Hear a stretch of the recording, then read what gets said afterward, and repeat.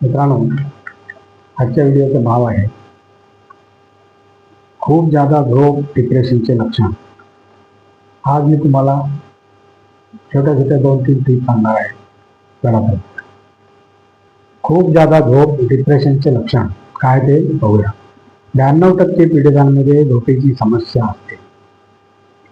जास्त झोपल्यामुळे शरीरात सुस्ती येऊ शकते आणि व्यक्तीला थकल्यासारखे वाटू लागते. जास्त झोपेमुळे डिप्रेशन सारख्या भावना जाणवू शकतात. काय ते बघूया. झोप आणि डिप्रेशनमध्ये खूप जवळचा संबंध आहे. झोप आपल्या आरोग्यासाठी फायदेशीर असते.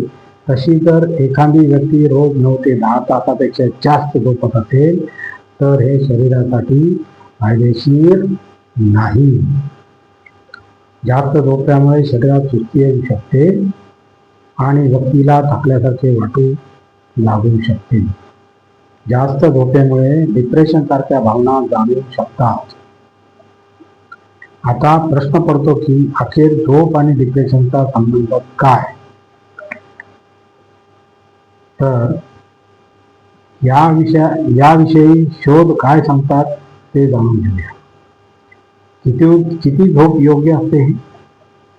बहुतेक प्रौढांमध्ये 7 ते 9 तास आणि किशोरांमध्ये 8 ते 10 तास झोप योग्य मानली जाते. जर आपण रोज 9 ते 10 तासापेक्षा जास्त झोपत असाल तर कित्येकदा डिप्रेशन सारखे जाणवू शकते. झोप डिप्रेशन कनेक्शन काय? निरनिराळे रिसर्च काय सांगतात?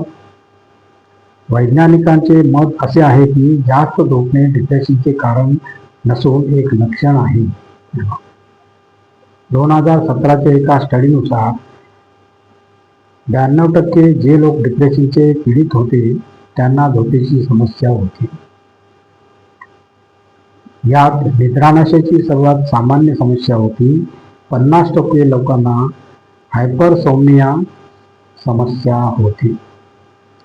आता दुसरी टीप बघूया मित्रांनो.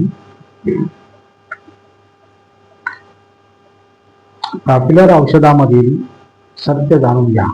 काय ते बघूया. पॅरासिटामॉल लोक तापात घेतात. हे सुरक्षित मानले जाते पण जास्त प्रमाणात घेतल्यास लिव्हरचे नुकसान करते.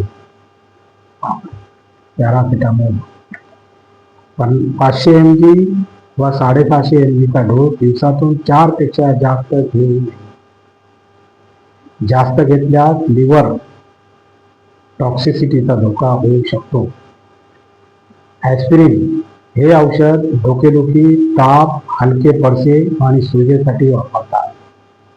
जर हे औषध जास्त प्रमाणात घेतले वा दारूसोबत घेतले तर हे लिव्हरचे नुकसान करू शकते आणि पोटात अल्सरसारखी समस्याही होऊ शकते. आता अँटी ॲलर्जिक औषधे काय बघा. ही सर्दी, खवखव व ॲलर्जीत आराम देणारी औषधे आहेत. उदाहरणार्थ सॅट्रेजिन. ही औषधे ड्रायव्हिंग पूर्वी घेऊ नये कारण ही सुस्ती निर्माण करतात. काही औषधांमध्ये ब्लड प्रेशर वाढवू शकतील असे घटक असतात. यासाठी हाय बीपीच्या रुग्णांनी ही सावधपणे घ्यायला हवीत. आता छोटीशी आणखीन एक टीप आहे मित्रांनो. तांबड्या भोपळ्याची वैशिष्ट्य काय? तांबड्या भोपळ्यामध्ये कोणते घटक असतात ते आरोग्यासाठी कसे उपयुक्त असतात हे पाहूया. चला. बीटा कॅरोटीन यामध्ये अँटीऑक्सिडंट आढळते जे धमन्यांना आकसण्यापासून रोखते. अरे वा. तसेच याचा अँटी इन्फ्लेमेटरी गुण हृदयघात होण्याची शक्यता कमी करतो. अल्फा कॅरोटीन काय बघूया. हा घटक उतार वयाला आळा घालतो. अरे वा वा वा. अल्फा कॅरोटीन हा घटक उतार वयाला आळा घालतो व मोतीबिंदू होण्यापासून रोखतो. अरे वा, फार छान. लक्षात घ्या मित्रांनो, पोटॅशियम हा उच्च रक्तदाब कमी करण्यास मदत करतो. झिंक. भोपळ्याच्या बियांमध्ये झिंक आढळते. हे ऑस्टिओपोरोसिसला रोखत असते. ऑस्टिओपोरोसिस म्हणजे हाडे कमजोर होतात ते. फायबर हे पचन क्षमता वाढवित असते आणि ओमेगा फॅटी ऍसिड हे प्रोस्टेट ग्रंथी नष्ट होण्यापासून रोखते.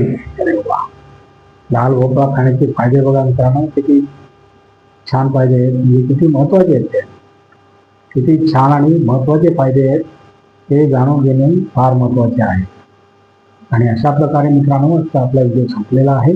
आणि तुम्हाला जर माझा व्हिडिओ आवडला तर लाईक करा, शेअर करा, सबस्क्राईब करा आणि कॉमेंट जरूर करा.